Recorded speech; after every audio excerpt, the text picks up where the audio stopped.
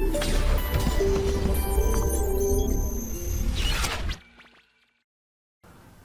बच्चों, कैसे हैं आप लोग? सब बढ़िया। चलो स्टार्ट करते हैं मोल कॉन्सेप्ट। मोल कॉन्सेप्ट में अपन ने पिछली क्लास में ऑक्सीडेशन नंबर निकालना सीखा था, ठीक है बेटा। अब हम लोग क्या करते हैं, कुछ एक्सपेरिमेंटल मेथड की बात करते हैं। Elemental analysis. एलिमेंटल एनालिसिस मतलब कि तत्वों का यौगिक में कितना प्रतिशत होगा ये निकालना है, ठीक है बेटा। क्लियर है? तो एक्सपेरिमेंटल मेथड मतलब प्रयोगात्मक तरीके।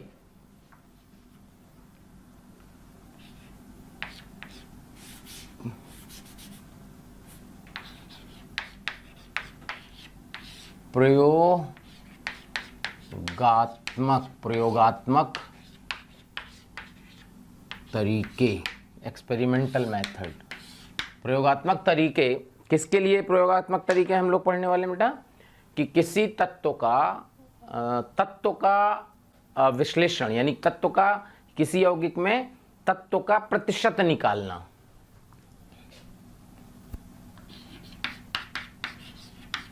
यौगिक में तत्व का प्रतिशत निकालना। क्लियर? सबसे पहले हम लोग बात करते हैं कार्बन तथा, पहला नंबर है कार्बन तथा हाइड्रोजन की प्रतिशतता निकालना, ठीक है। इसको बोलते हैं लिबिक्स मेथड, लिबिक का मेथड, लिबिक की विधि, लिबिक की विधि। क्या होता है समझो। कोई कंपाउंड है आपके पास, मान लीजिए इस तरह का कोई ऑर्गेनिक कंपाउंड है जिसमें कार्बन है, हाइड्रोजन है और ऑक्सीजन है। समझिएगा, कार्बन है, हाइड्रोजन है और ऑक्सीजन है। जब इसको O2 के साथ मिलाते हैं तो बनता है CO2 और वाटर। आपको क्या गिवन होगा बेटा? इसका वेट गिवन होगा W ग्राम। जब इसको आपने O2 के साथ मिलाया तो यहां से क्वेश्चन में दिया होगा कि इसका W1 ग्राम मिला और इसका W2 ग्राम मिला। ये आपको क्वेश्चन में दिया होगा, ठीक है। सो हम क्या करेंगे, लिबिक्स मेथड क्या कहता है, ध्यान से ये बोलेगा कि CO2 के मोल क्या होंगे। CO2 के अगर आप मोल निकालोगे तो आएगा W/44, ठीक है। अच्छा सोचो कि जितना CO2 का मोल होगा, समझिएगा, जितना CO2 का मोल होगा क्या उतना ही मोल कार्बन का भी होगा। तो कार्बन का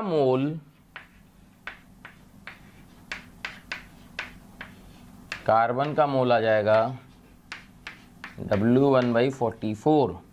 तो कार्बन का भार क्या आ जाएगा? यह आ जाएगा W1/44 × 12। ये देखो, इसी तरह H2O के मोल जो आएंगे W2/18। तो H के मोल क्या आएंगे समझो, W2/18 × 2, क्योंकि H2O में 2 H है। क्या? कार्बन का मोल और हाइड्रोजन का मोल, ये आ गया। अच्छा, पूरे यौगिक का मोल तुम्हें पता था, तो यानी ऐसे सोचो, कार्बन की प्रतिशतता इक्वल टू क्या लिखिएगा, कार्बन का भार बटे यौगिक का भार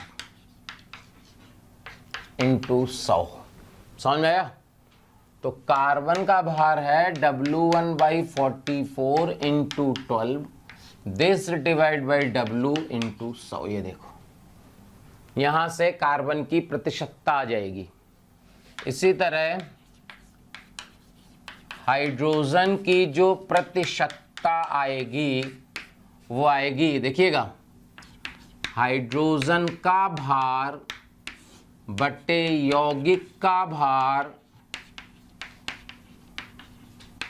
इंटू 100, सो 2W2/18 इंटू W इंटू 100। ये देखिए, ये इस मेथड को हम लोग बेटा बोलते हैं लिविक्स मेथड, यानी लिविक्स मेथड यानी लिविक की विधि द्वारा कार्बन और हाइड्रोजन की प्रतिशतता कैसे निकालते हैं, ये आपके सामने दिखाया गया। देख लीजिए। अब हम लोग बात करेंगे नाइट्रोजन की प्रतिशतता निकालना।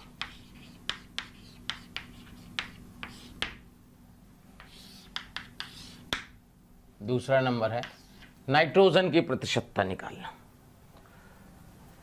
जहां तक नाइट्रोजन की प्रतिशतता निकालने का सवाल है तो इसमें दो मेथड होते हैं बेटा, ठीक है। पहला होता है ड्यूमा की विधि, ड्यूमास प्रोसेस। तो यानी ए पार्ट है ड्यूमास प्रोसेस,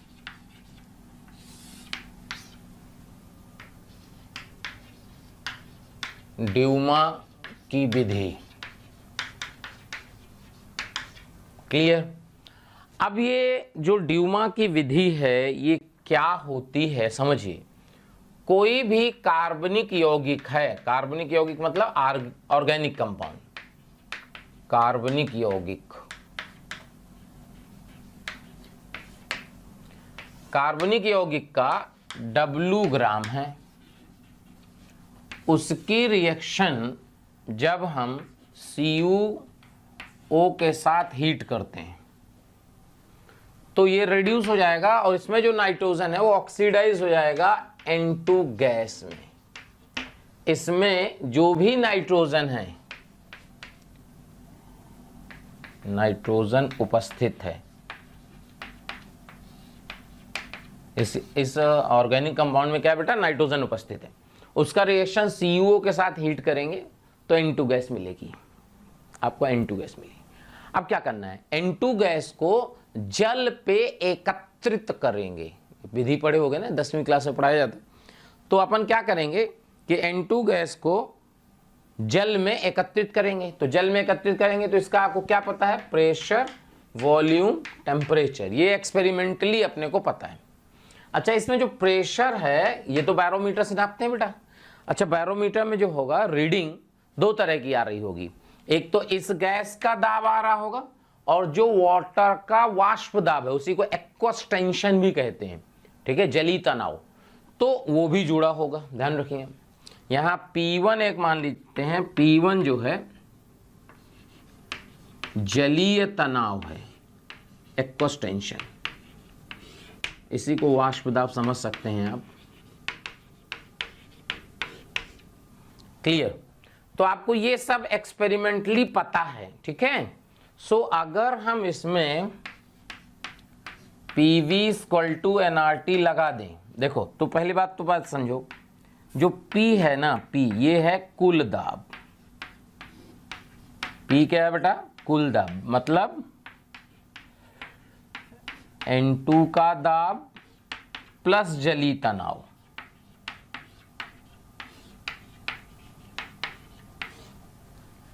यानी P का वैल्यू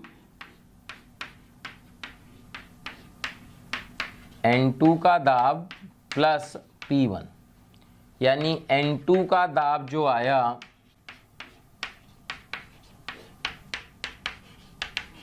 P - P1। कभी कभी क्वेश्चन में क्या होगा, P1 दिया ही नहीं होगा। अगर P1 नहीं दिया है तो जो कुल दाब होगा हम उसी को N2 का दाब मान लेंगे। देख लीजिए, अब क्या करेंगे, देखो P - P1 V = WN2/28। ये समझ में आया, मोल्स ऑफ N2, उसको वेट बाई मोलिकुलर वेट। तो यहां से जो WN2 आया P - P1 × 28/RT। ये देखो, यानी अपने को क्या यहां से N2 का भार आ गया, ठीक है बेटा। क्या आ गया अपने को यहां से, N2 का भार। अगर N2 का भार आ गया तो क्या N2 की प्रतिशतता जो होगी वो हो जाएगी N2 का भार बटे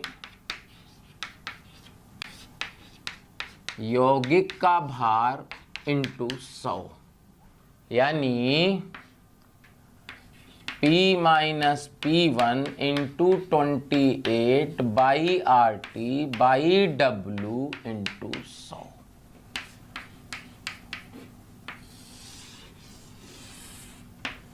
देख लीजिए, ये जो है नाइट्रोजन का प्रतिशतता निकालने का तरीका है। क्या कहानी क्लियर हुई?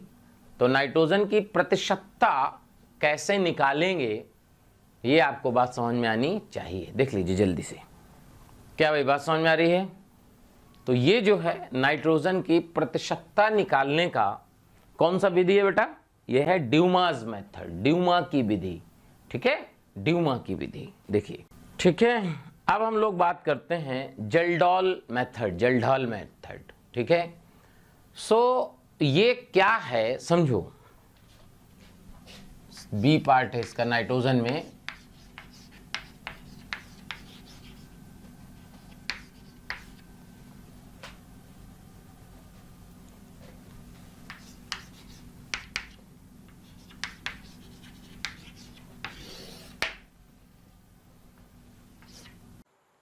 थैंक यू स्टूडेंट्स, इतना स्नेह और प्यार देने के लिए। आप लोगों ने मेरे को और मोशन परिवार को जो प्यार दिया है, जो स्नेह दिया है, मैं उसके लिए धन्यवाद कहता हूं।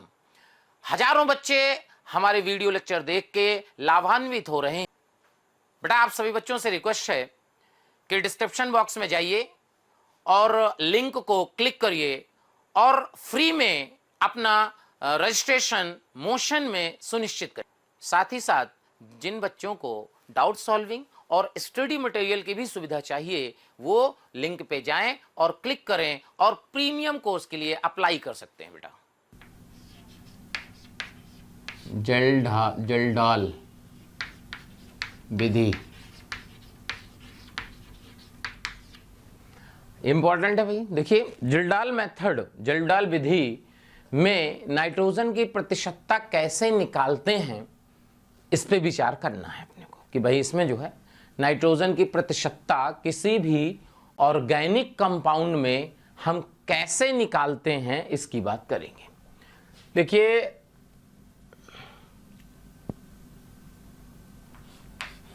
नाइट्रोजन उपस्थित कार्बनिक यौगिक लेते हैं,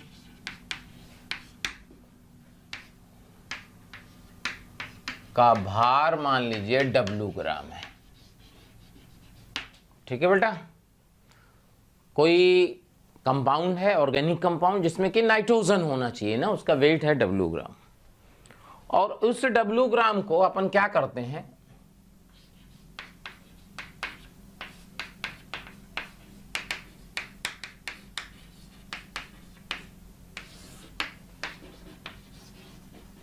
ये बटे नहीं है, पता चले बटे कर दिए, इसका रिएक्शन H2SO4 से कराते हैं।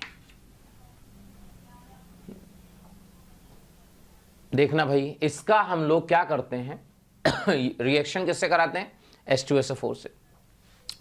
जब इसका रिएक्शन H2SO4 से कराते हैं तो इस यौगिक में जितना भी नाइट्रोजन है, समझिएगा, इस यौगिक में जितना भी नाइट्रोजन है सब इससे रिएक्शन करके अमोनियम सल्फेट बना लेगा। देखिए, अच्छा खास बात, क्योंकि एक प्रकार से एसिड बेस रिएक्शन हुई, तो एसिड बेस रिएक्शन में ऑक्सीडेशन नंबर चेंज नहीं होता। एसिड बेस रिएक्शन में ऑक्सीडेशन नंबर चेंज नहीं होता। ठीक है, अगर चेंज नहीं होता इसका मतलब यहां तो नाइट्रोजन का -3 है। कैसे? क्योंकि ये NH4 प्लस है ना बेटा, तो NH4 प्लस में x प्लस 4 इक्वल टू +1, तो x इक्वल टू -3, यानी यहां नाइट्रोजन का ऑक्सीकरण संख्या -3 है, तो इसमें भी -3 होनी चाहिए। यानी इंपॉर्टेंट पॉइंट आया कि वही कंपाउंड जेल्डॉल मेथड देंगे, फिर समझिएगा, वही कंपाउंड जेल्डॉल मेथड देंगे जिसमें नाइट्रोजन का ऑक्सीकरण संख्या क्या हो, -3 हो। अगर +3, +5, 0 ये हैं तो फिर वो जेल्डॉल मेथड नहीं देंगे। देख लीजिए, तो यहां से आया। फिर इसमें क्या करते हैं, फिर इसमें कोई बेस मिलाते हैं। क्या मिलाते हैं इसमें, कोई बेस लाइक NaOH, KOH, तो इससे मिल जाती है अमोनिया गैस। क्लियर। और इस अमोनिया की रिएक्शन फिर H2SO4 से कराते हैं, जिससे अमोनियम सल्फेट वापस मिल जाता है। और इसका जो है मान लीजिए X मोल है। H2SO4 का कितना रिएक्ट कर रहा है बेटा, ये गिवन होगा, बिल्कुल कंप्लीट रिएक्शन करने के लिए X मोल यूज करते हैं। सो अब इसमें देखो क्या हुआ, लास्ट की रिएक्शन देखिए आप। लास्ट के रिएक्शन में क्या हुआ है कि अमोनिया का रिएक्शन H2SO4 से हुआ है, जिससे मिला है आपका अमोनियम सल्फेट। ध्यान दीजिएगा, इसका कितना है बेटा, X मोल। बैलेंस करिएगा तो यहाँ 2 आएगा, तो अगर इसका X है तो अमोनिया का मोल कितना यूज हुआ होगा, 2X मोल। पहले बताओ समझ में आया कि नहीं। अगर इसका 1 है तो इसका 2 यूज होता है, तो इसका X यूज हो रहा है तो इसका 2X यूज होगा, यानी अमोनिया का मोल 2X आ गया। इतनी बात अगर समझ में आ गई तो बस आगे बहुत आसान है। यहां से अपने को ये बात क्लियर हुई कि अमोनिया का जो मोल आया वो 2X आया। ध्यान से, अगर अमोनिया का मोल 2X आया, समझना, अमोनिया का मोल कितना आया है, 2X। सो अपन ने क्या कहा कि अमोनिया का रिएक्शन जब H2SO4 से होगा और H2SO4 का X मोल है, तो अमोनिया का मोल कितना यूज हुआ होगा, 2X। क्या अमोनिया का मोल निकालना क्लियर हो गया। अगर अमोनिया का मोल आ गया तो देखो, देखना इसके बाद आसान सा, अमोनिया के मोल आ गए 2X। अच्छा, अगर अमोनिया के मोल 2X है बेटा, तो नाइट्रोजन का मोल भी 2X होगा, यानी नाइट्रोजन के मोल ये भी 2X हो गए। सो नाइट्रोजन का भार 2X इंटू 14 हुआ, तो नाइट्रोजन की प्रतिशतता बराबर 2X into 14 divide by W into 100। ये है आपका जेल्डॉल मेथड। क्लियर। अब ये हुआ कि यार, जैसे पिछले साल जेईई मेन में क्वेश्चन क्या आया पता है आपको, क्वेश्चन आया 4 ऑप्शन दिए और उसमें बोला कौन कौन से यौगिक जेल्डॉल विधि देते हैं, कौन कौन से यौगिक जेल्डॉल विधि से नाइट्रोजन निकाल सकते हैं। सो अब ये हुआ कि ऐसे कौन कौन से यौगिक होंगे जिनसे जेल्डॉल विधि से नाइट्रोजन मिलता है। तो देखो इंपॉर्टेंट पॉइंट, वही कार्बनिक यौगिक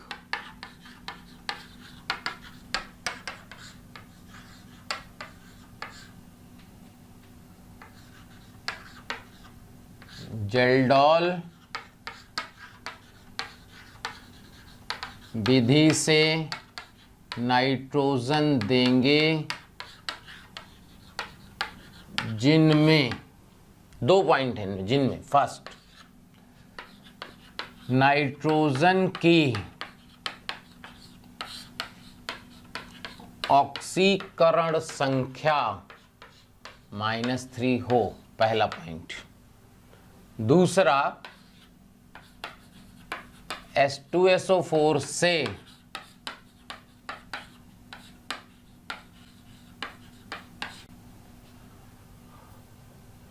अभिक्रिया करने पर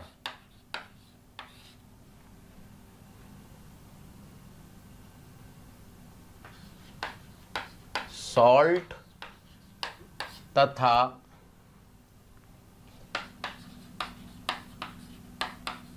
बेस से अभिक्रिया करने पर अमोनिया मिले, डायरेक्ट अमोनिया भी मिल सकती है कि H2SO4 और आपने कोई रिएक्शन कराया और सॉल्ट अलग हो गया तो अमोनिया मिल जाएगी। ये दोनों पॉइंट होल्ड करेंगे तो जेल्डोल विधि आएगी। देख लीजिए, जैसे क्वेश्चन आया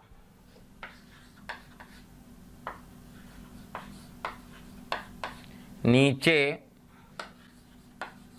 दिए गए कौन कौन से यौगिक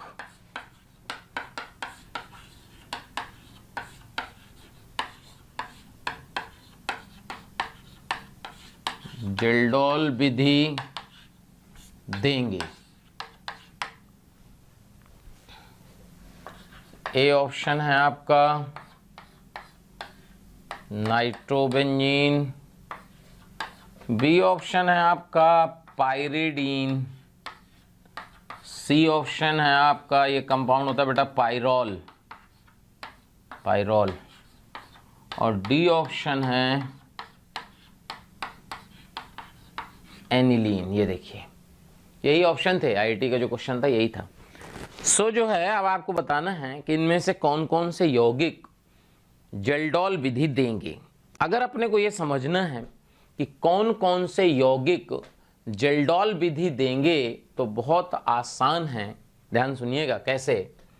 देखो यहाँ पे आप देखिएगा, ये बेसिकली ये NO2 है, तो NO2 माइनस होता है ना, तो NO2 माइनस में इनका ऑक्सीकरण संख्या क्या हो जाएगा +3।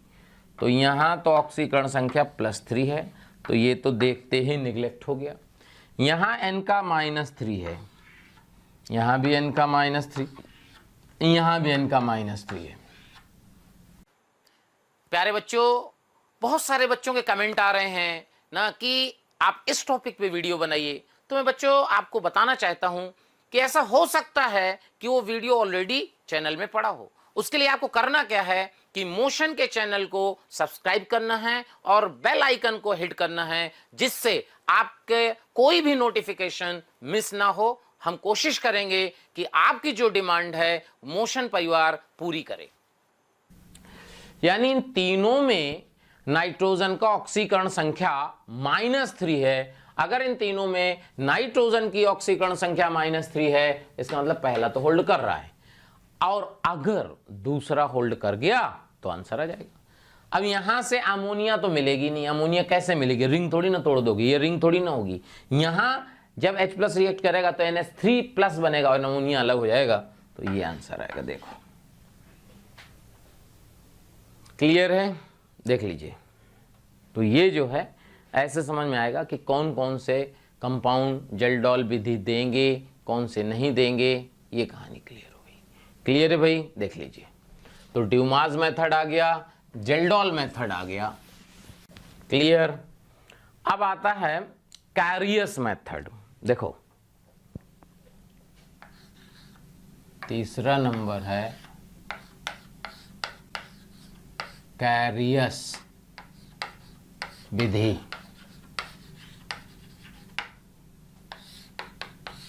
कैरियस विधि, क्लियर।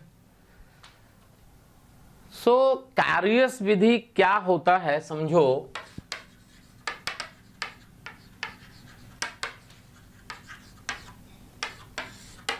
कैरियस विधि क्या है, ये बेसिकली इस विधि से हैलोजन की प्रतिशतता निकालते हैं कार्बनिक यौगिक में। इस विधि से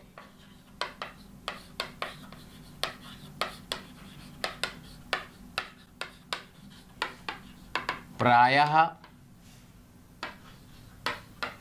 किसी कार्बनिक यौगिक में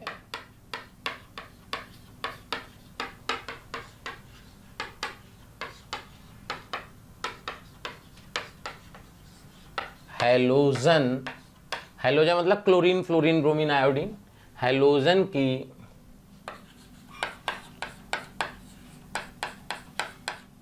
प्रतिशतता निकालते हैं। समझ में आया। इस विधि से हम लोग मेनली किसकी प्रतिशतता निकालते हैं, हैलोजन की। कार्बनिक यौगिक में हैलोजन की कितनी प्रतिशतता होगी, मेनली इसकी बात करते हैं। देखिए होता क्या है इसमें, एग्जैक्टली क्या होता है। कोई भी कार्बनिक यौगिक है कार्बनिक यौगिक है आपके पास। कितना है इसका वेट? W ग्राम। इसका रिएक्शन कराते हैं AgNO3 से। ठीक है बेटा, अगर इसमें कार्बनिक यौगिक में हैलोजन को X मान ले तो AgNO3 से अभिक्रिया करता है तो ये AgX बनता है। अब AgX क्या क्या हो सकता है? ये AgCl, ये PPT होता है बेटा, वो छेप बनता है ना, ये AgBr बन सकता है, ये AgI बन सकता है। ये देखिए, अगर AgCl होगा तो ये बना होगा सफेद अवक्षेप। ये देखो, क्लियर? ये मिला होगा, इसको बोलते हैं ऐसे पेल येलो। पेल येलो मतलब हल्का हल्का पीला, हल्का पीला, लाइट येलो, हल्का पीला। क्लियर? और ये जो है ये होता है ब्राइट येलो।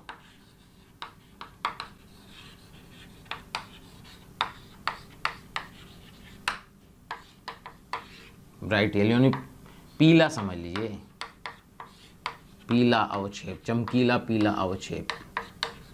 तो इससे अपने को ये समझ में आएगा कलर से कि AgCl बना है, कि AgI बना है, कि AgBr बना है। क्या समझ में आ रही कहानी? देख लीजिए। ठीक है, अच्छा, अब होगा क्या कि देखो,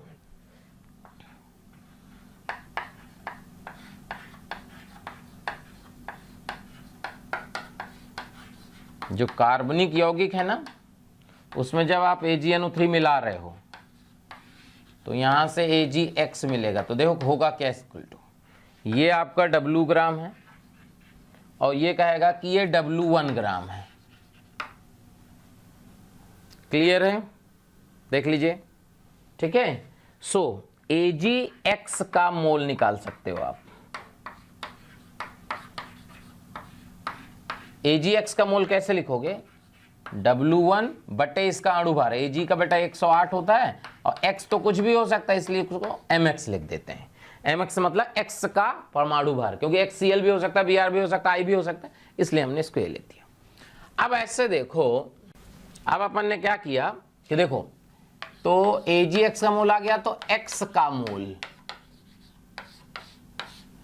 X देखो जितना AgX होगा उतना ही X होगा, क्योंकि एक ही X है, तो X का मोल भी W1 बटे 108 प्लस mx आ जाएगा। ये देखो, तो X का भार निकाल सकते हो आप W1 बटे 108 प्लस mx, ये तो X का मोल है, इंटू X का परमाणु भार। mx क्या है, ध्यान रखना भाई, mx क्या है? ये है X का परमाणु भार। क्लियर? X का भार आ गया। तो जो है इसके बाद X की प्रतिशतता जो आएगी ये बराबर हो जाएगा X का भार बटे यौगिक का भार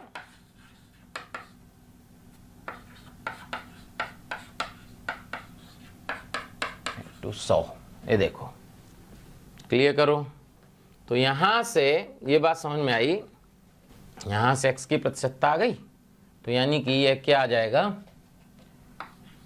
W1 into mx, this divide by 108 plus mx, this divide by W into 100।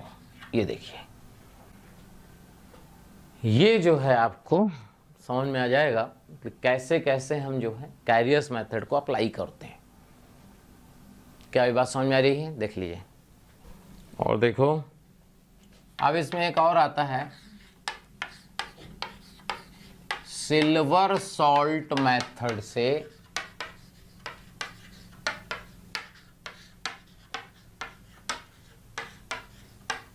अणुभार निकालना।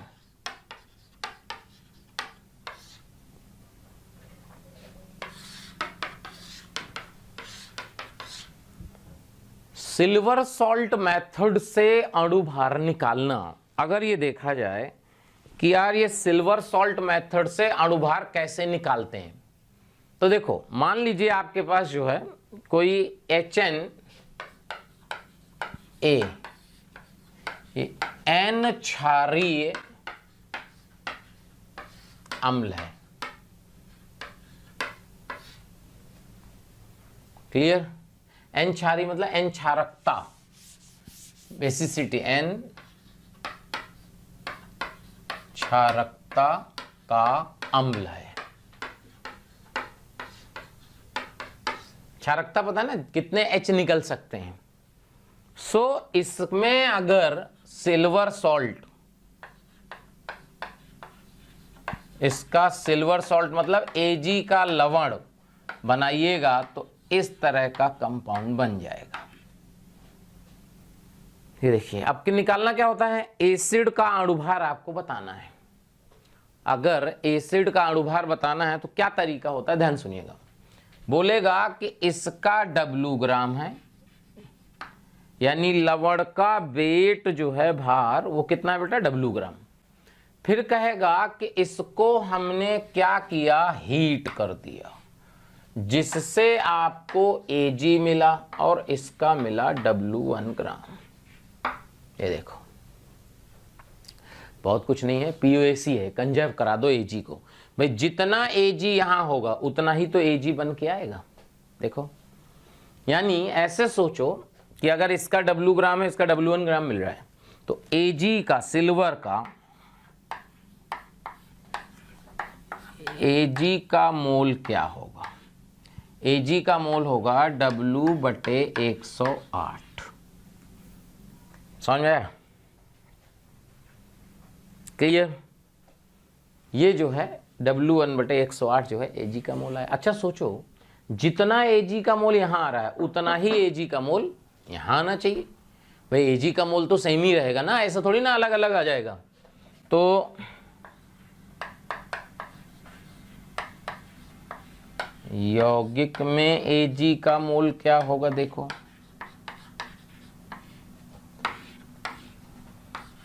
W बटे इसका अणुभार देखो 108N प्लस M, A का M मान लिए,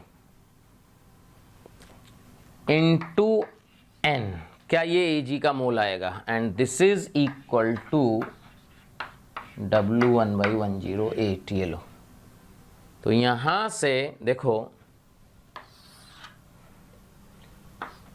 108N plus M equal to. प्यारे बच्चों, अगर आपको हमारी वीडियोस पसंद आ रही हों तो उनको लाइक और शेयर करें, जिससे जरूरतमंद बच्चों तक वो वीडियो पहुंच सके। और मैं बच्चों ये कहना चाहता हूं कि आप जब वीडियोस देखें तो उसमें कमेंट जरूर लिखें, क्योंकि एक एक कमेंट, आपका एक कमेंट मेरी पूरी टीम को मोटिवेशन देता है। इसलिए आपसे रिक्वेस्ट है बेटा कि कमेंट जरूर करें।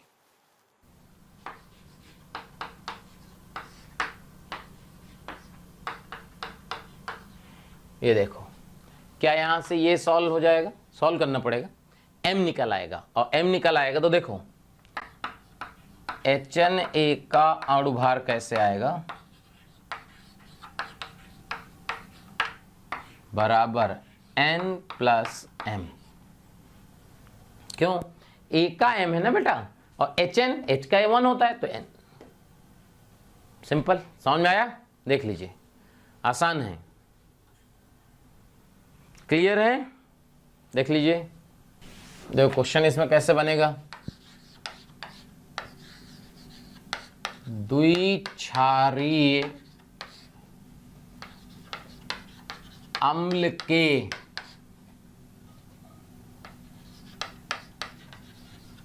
सिल्वर सॉल्ट के 5 ग्राम को गर्म करने पर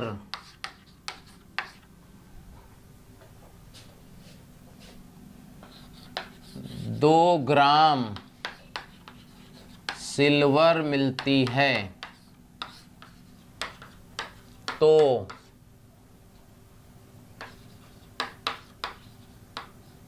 द्विक्षारी अम्ल का अणुभार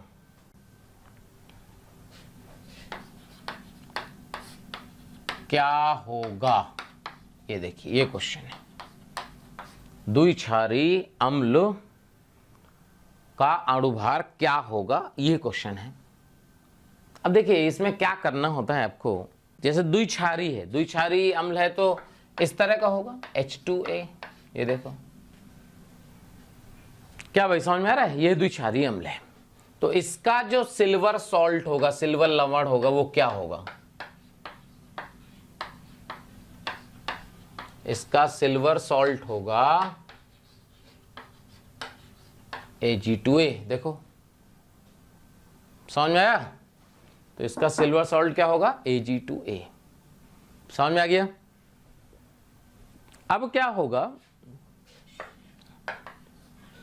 कि Ag2A को आपको क्या करना है, गरम, ये गरम का साइन होता है ना, तो इससे क्या मिलेगा, Ag। इसका कितना वेट है, 5 ग्राम, कितना मिल रहा है, 2 ग्राम। क्या सिंपल क्या करना है आपको, POC लगा देना है Ag में और कुछ नहीं है। तो देखो, देखना Ag2A का मोल देखो,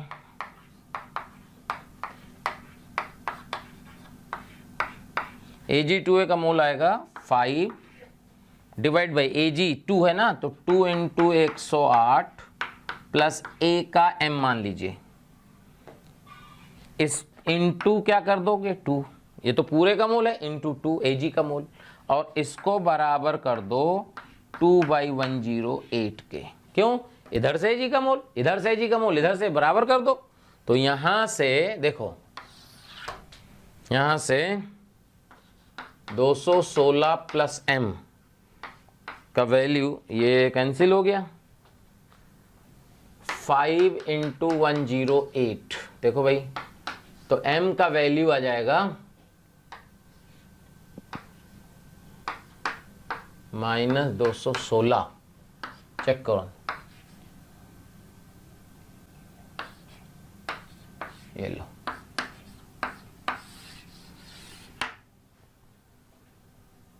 चेक कर लो, गड़बड़ मत करना भाई, ये देख लेना। हाँ ठीक है, M आ गया। तो द्विक्षारी अम्ल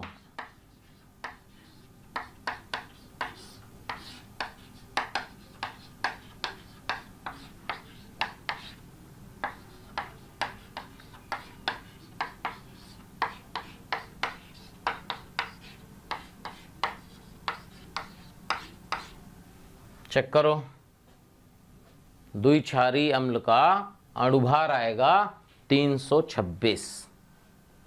क्लियर, समझ में आया, देख लो। अभी कोई डाउट हो तो आप बोल दो, देख लो।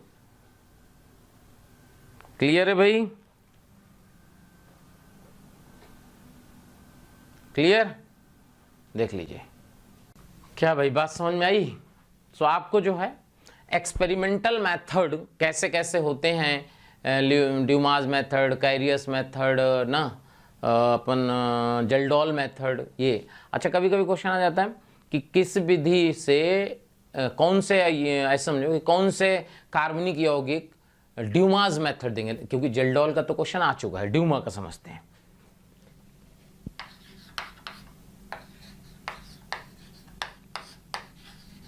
नीचे दिए गए कौन कौन से यौगिक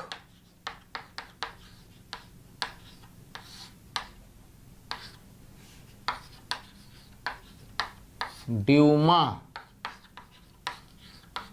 विधि देंगे, ड्यूमा विधि देंगे मतलब ड्यूमा विधि से नाइट्रोजन निकाल सकते हैं, मतलब ये है।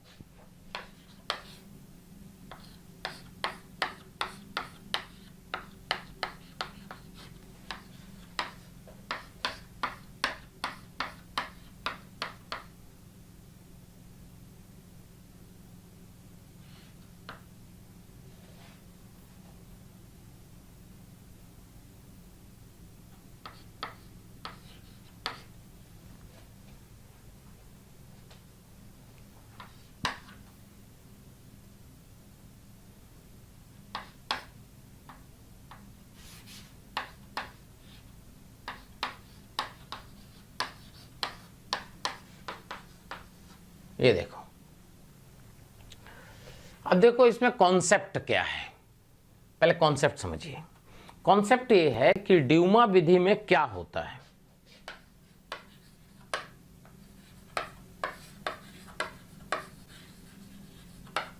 ड्यूमा विधि में क्या होता है, जो ऑर्गेनिक कंपाउंड है उसका रिएक्शन CO से होता है जिससे N2 गैस मिलती है, यानी ये +2 है तो ये रिड्यूस होता है और ये ऑक्सीडाइज होता है, यानी ये है 0। अगर ऑक्सीडाइज हो रहा है यानी ये बेसिकली ये जो है ऑक्सीडेशन है, ये है ऑक्सीडेशन यानी कि N का ऑक्सीकरण, ऑक्सीडेशन ऑफ N, मतलब N का ऑक्सीकरण। अच्छा, ऑक्सीकरण क्या होता है? ऑक्सीडेशन नंबर का बढ़ना। तो यानी वही यौगिक देंगे जिसमें ऑक्सीकरण संख्या बढ़ के 0 हो गई। अच्छा, बढ़ के 0 हो गई, इसका मतलब पहले तो 0 से कम होना चाहिए ना, तभी तो बढ़ेगी। तो यहां नाइट्रोजन का +3 है, यहां नाइट्रोजन का देखोगे तो 0 आएगा, यहां नाइट्रोजन का +5 आएगा, यहां -3 आएगा। तो यही आंसर हो गया। यानी कॉन्सेप्ट ये है कि वही यौगिक ड्यूमा विधि देंगे जिनमें नाइट्रोजन का ऑक्सीकरण संख्या बढ़ के 0 हो जाता हो। सोचो, ऑक्सीकरण कौन देंगे? जिनमें नाइट्रोजन का ऑक्सीकरण संख्या बढ़ रहा हो, बढ़ के 0 हो रहा हो। इसका मतलब अगर बढ़ के 0 होना है, इसका मतलब तो ये हुआ ना बेटा कि पहले ऑक्सीकरण संख्या 0 से कम होनी चाहिए। कोई जरूरी नहीं -3, 0 से कम, -1, -2, -3 कुछ भी हो सकता है। वो यौगिक ड्यूमा विधि देंगे। क्या समझ में आया? क्लियर? क्लियर? कहानी क्लियर? तो बात समझ में आ गई है? यहां तक कोई डाउट हो तो अभी पूछ लीजिए, फिर से आपको बताऊंगा। बेटा, होमवर्क करना बहुत जरूरी है। बिना होमवर्क के आप जो है आईटी जैसा एग्जाम क्लियर नहीं कर सकते। इसलिए फिर मैं कहता हूं, रोज कहता हूं कि होमवर्क करना बहुत ज़रूरी है। होमवर्क बहुत मन से करिए। ऑनलाइन स्टडीज़ में सिंसियर होना बहुत ज़रूरी होता है। अगर आप सेल्फ सिंसियर नहीं हैं तो अपना नुकसान करेंगे, क्योंकि ऑफलाइन में तो टीचर का प्रेशर रहता है, ऑनलाइन में टीचर का कोई प्रेशर नहीं है। इसलिए आपको सेल्फ सिंसियर होना है। आपको खुद अपनी जो है समझना है कि मेरे को कितनी मेहनत करनी चाहिए जिससे मेरा भला हो। इसलिए आप थोड़ा सा केयरफुल रहें और अच्छे से लेक्चर देखें और अच्छे से पढ़ाई करें। नहीं तो देखिए क्या होगा कि आप लेक्चर देखिएगा और धीरे धीरे वो भूल जाइएगा।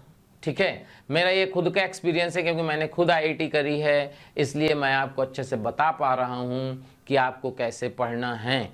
क्योंकि ऑफलाइन में तो हम लोग होमवर्क करा लेते हैं, डांट दपड़ के कैसे भी करके डरा के होमवर्क करा लेते हैं, लेकिन बेटा ऑनलाइन में हम आपसे केवल रिक्वेस्ट कर सकते हैं कि आप होमवर्क करिए और ईमानदारी से पढ़िए। क्योंकि जो आप पैसा लगाओगे कहीं भी पढ़ाई में, वो बहुत मेहनत से कमाया जाता है। पैसे की वैल्यू समझिए और अपने माँ बाप का सपना साकार करिए। आप ही हैं जो अपने परिवार को उठा सकते हैं बेटा। इसलिए बहुत ईमानदारी से काम करना है और जम के पढ़ना है और दिखा देना है कि हिंदी माध्यम वाले कहीं किसी से कमज़ोर नहीं हैं। वो चाहें तो कुछ भी कर सकते हैं। और ऐसे देखिए, जैसे एक पोएम कविता है किसी की कि यूं ही जय जयकार नहीं होती, यूं ही जय जयकार नहीं होती, लहरों से डरकर नौका पार नहीं होती। और यूं ही जय जयकार नहीं होती, लहरों से डरकर नौका पार नहीं होती। समझ रहे हो? मतलब ऐसे आप यूं ही जय जयकार नहीं होती, मतलब ऐसे कोई आपकी वाहवाही नहीं करेगा जब तक, और डर गए तो यानी कि लहरों से डरकर नौका पार नहीं होती।